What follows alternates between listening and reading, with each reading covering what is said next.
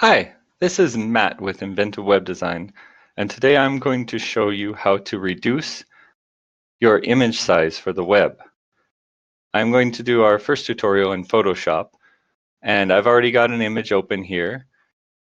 The current image size, if I go to Image and Image Size, is almost 5,000 pixels by 3,300 pixels, and it says the image size is 94 megabytes, and the resolution is 300. So the first step I ever do when I reduce size for a web is I come into this image size and I change the resolution. We only need 72 pixels per inch for the web.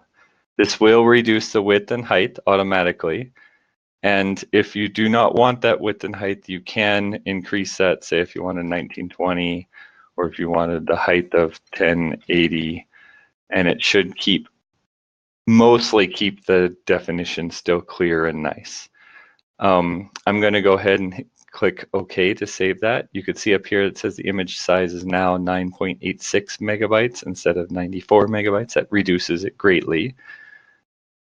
Once I click OK, it's going to make the image size smaller on my screen. I could still zoom in and see everything and see if it's clear or not. It looks good to me, so I'm going to continue on.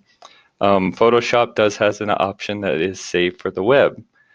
So I can go to save or save as, or I can just click Shift Control Alt S. No, that's a lot. Shift Control Alt S. I do it in that order so that it goes to this Save for Web window. And you can see here that I have a JPEG that is set to be the maximum size and a quality of 100. And the size of that image shows down here. It says 1.2 megabytes. We're trying to get that under 200 kilobytes. So the first step I'm going to do is change this from maximum to high.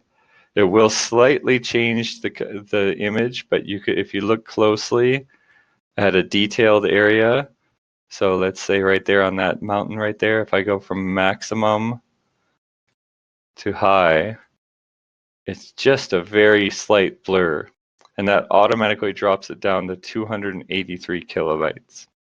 That's very close to what we want it to. I could then adjust here and say 56, 48 on the quality. This adjusts it slightly.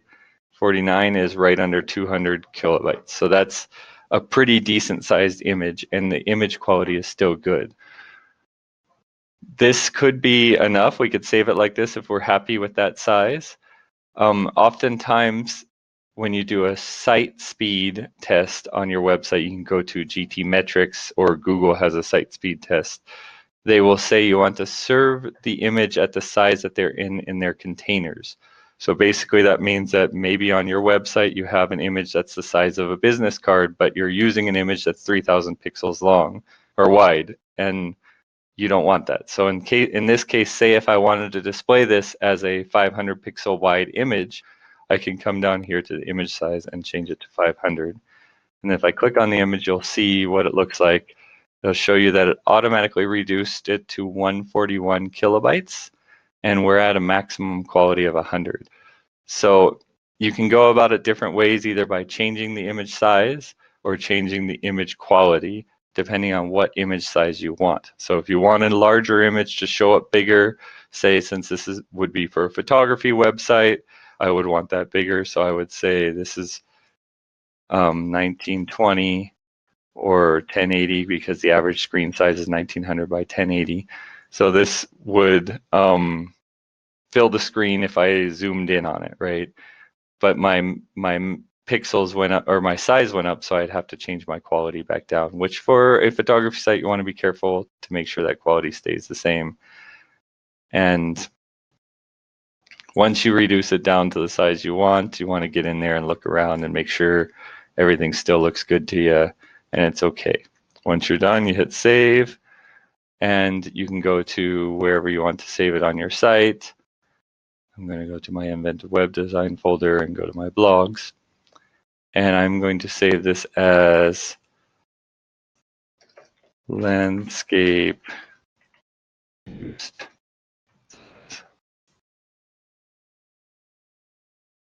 And that's it. It's saved, and I can go upload that to the web, and it will look good, and it will be a fast-moving size for the website to load, yet large enough to see.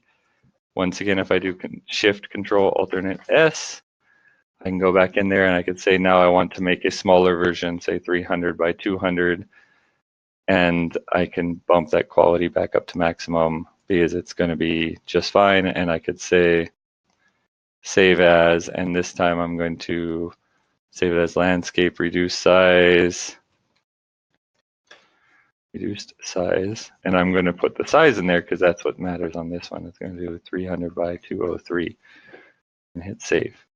So now I have two versions that can work for us. Thank you very much. Hope this video was helpful.